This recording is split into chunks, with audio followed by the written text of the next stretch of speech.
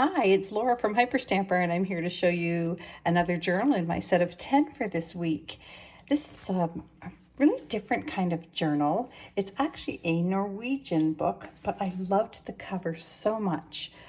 It was called I Bind, and it is from 1856, I believe. I left the date on the inside. Let me just have a look. 1857. And I'm sorry, I cannot pronounce his name. Synnøve Solbakken. I'm sorry, Norwegian friends, that I can't pronounce that properly. Anyways, for the cover, with this wonderful design that I have not seen before. I'm used to the marbled covers, but it's on the front and the back. And I added just a bit of trim here to match the brown that was in the cover. And I added this antique cloth measuring tape piece. It was already cut up, so I just put one on the top and the bottom. I really like it. And this is a piece of fabric from an antique suitcase that I peeled off to get to the wood base. And I kept the fabric, and it's quite grungy and fantastic. But the reason I put it there is it's covering up a big, when I bought it at the antique store, they had put a big paper price tag on it. And no matter how hard I tried to steam it off and peel it off, it ripped the paper. So that is now covering it. And I added this fantastic antique handle. It's brass and it is quite substantial, and I just think it's fantastic. So let's take a look inside this wonderful journal. I've got the inside spine here with that lovely texture where the signatures would have been attached. And again, I've kept the original first pages, so lots of white space here to journal on. And everything in here is, of course, my style is all authentic antique and vintage ephemera, and I just add a few tea-dyed pages that are not authentic antique for extra journaling space. And I do the hand stamping myself. This is a pocket here made of an antique book page and some vintage children's book images and a vintage stamp. And this beauty here from the National Gallery in London is from 1903. You can see the postage mark here, 1903. Is that wonderful? I think it's very precious. And this here is a page from the 1915 book. Oopsie, knocked it over trying to get to the book. The Girl's Own Almanac. Isn't that wonderful? From 1915. And I put in this whole page here that has these scrumptious pictures here. I am so pleased with these pages. I love the font on them. I love everything about them. So moving on, this is from this cluster I made featuring this little piece here from the Times, March 8th, 1907. And this page here I got from a 1950 souvenir book from the Lincoln Memorial.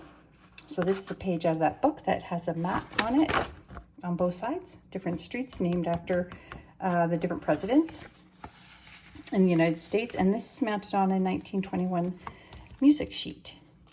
And then I made this tag out of antique and vintage paper. It's got this wonderful map from a geography book, also a Norwegian sea here that I thought was appropriate for this book, Scandinavian style. And let me just tuck that over there. A page from a children's craft book. And this was the jacket cover of a vintage, actually almost antique, William Shakespeare book. And it was just so lovely, I couldn't throw it out. So it's now a page in your journal. And here is a little tiny journaling tag made out of antique paper. And this is also an antique book page with a lovely little cluster of antique papers. And this vintage receipt from Book of the Month Club from New York. And I love it. I just love it. I've had it for a long time, and I finally decided it's time to part with it. And as you can see, this music sheet is from May 1921. Okay. And more vintage stamps. These ones are from the 60s. Really pretty Portuguese stamps. And that's a little image I stamped from the Empire State Building. And this page came out of a 1950s proper housekeeping hints book. I think it's hilarious. And this is, if you've been watching my hauls, vintage hauls videos, this is one of the photographs that came out of that wonderful haul from my son. This little girl's name is Joan from 1933. And this is from the 1928 Billboard magazine, and it's just, oh, look at this wonderful advertisement for pens from Burke Brothers, a fountain pen. That just makes me so happy. And then it's, of course, is a page from the Theatre Arts magazine from the 1940s. A children's book page here, As the Wind Blows. And a 1926 ledger page, as you can see here. It's from March 1926. Wonderful red and black, red ink and black ink there. And then another, ooh, the Mystery Man page. Kind of fun. And I just put this little antique page here to give you more journaling spot because it was just plain type. And another wonderful page from that Theatre Arts magazine. And what is the bottom of a clown. And that was also from the, that would have been like a busker's kind of advertisement or clowns. Anything that had to do with entertainment or burlesque from the Roaring '20s. So I love that page. Made this out of an antique book page just for some extra journaling space. And another cluster here on my pocket. And some more hand stamped pages there. And this came out of the American Garden book from the mid-1900s. And this is a, sorry, it's kind of stuck here, 1945 dictionary page. And with a jigsaw on it. I liked that little image there because I use a jigsaw often. And a French dictionary page with a little cluster there with texture and fabric, and this wonderful 1950s ladies magazine page. Look at the fashions here. I swear I would wear these. I would wear these right now. They're so fantastic.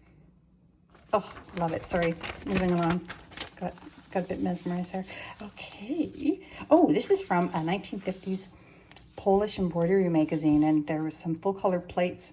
Not a lot, but this one landed in this journal, and it's just lovely. And it's oh, the stitching is fantastic in Polish embroidery. So that's a vintage page from that book, and lots of spots there to journal on. And another page here, I believe that is from Chez Nous, another journal cover in my Etsy store. Antique book page. This is just some very, very old upholstery fabric that was pulled off an old chair, and I just put a page under here to journal on as well. Well, let's keep moving on. Oh, this is from a very old early 1900s book page, and that's Wild Meg from Little Women. And 1950s receipt, that came from this one here. That's all I have left of my Pearl Shop receipts. It's making me very sad that it's coming to an end. And that goes in this wonderful little pocket here. It's a tri pocket. And this vintage card here, Ace of Spades, that's a good one. And this is one of those wonderful dials that is causing quite the stir. People want these in their journals specifically. And this is a Watchman's dial face. And this is Munderlau and Company, and that would have been used for night watchmen.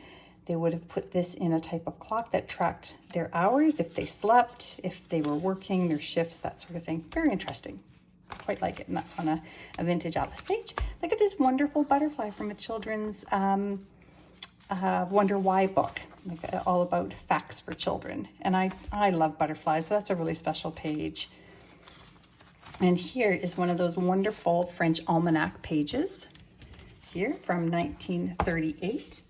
And I should have had this ready, I'm sorry. There is the almanac book here, which I also a treasure. And if you want a specific date tucked into your journal on top at purchase or at checkout, just let me know.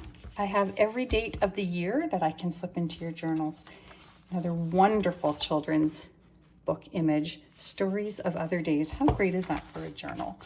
And a 1950s bingo card. I have another 1926 ledger page, another pocket here with some antique paper, and that brings us to the end. So thank you very much. Visit etsy.com/shop/hyperstamper with a capital H, and don't forget to subscribe. See you soon.